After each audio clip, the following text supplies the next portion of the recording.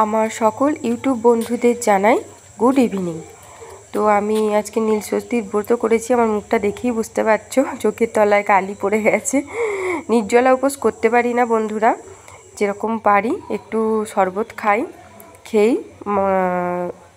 বাবার উপোসটা করি সন্তানের মঙ্গল কামনার জন্য। তো আমার ইউটিউব বন্ধুরা তোমরা সবাই কেমন আছো? ঈশ্বরের আশীর্বাদে ভালো আছো, আমিও খুব ভালো আছি। তো আমার পুজো দিতে গিয়েছিলাম, তো আমি পুজো দিয়ে আসতে ধরো 3টে বেজে গেছিলো। তো এসে একটু ফল প্রসাদ খেয়ে একটু লুচি তরকারি খেয়ে একটু শুয়ে পড়েছিলাম। তো উঠতে একটু লেট হয়ে গেছে। তো সন্ধ্যে থেকেই ভাবলাম ব্লগটা তোমাদের সঙ্গে শেয়ার করি।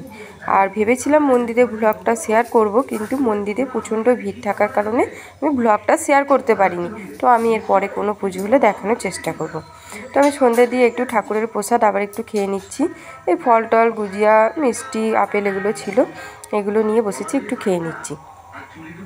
তো এরপরে এই যে ময়দাটা একটু মাখা আছে, তরকারিটা ওবেলার আছে, এটা ঘুগনি করেছি।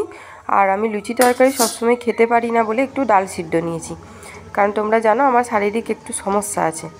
তো সেই জন্য এই যে ডাল সিদ্ধটা নিয়েছি। ডাল সিদ্ধটা নিয়ে আর 2টো লুচি খেয়েছিলাম। ডাল সিদ্ধটা নিয়ে লুচিটা খেয়ে মোটামুটি রাতটা চলে গেল, এবার শুয়ে পড়েছি।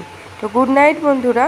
তো তার ফাঁকেও আমি একটু মাঝে মাঝে রিলস করে নিই। তো রিলসের কিছু ভিডিও তোমাদের সঙ্গে আমি শেয়ার করলাম। কিন্তু মোর কপালত তো সুখ নাই, সেজন্য মক ভূতেও কিলে না, কারণ ইনস্টাগ্রামে রিলস করি আমি। শেওড়া গাছের পেতনি।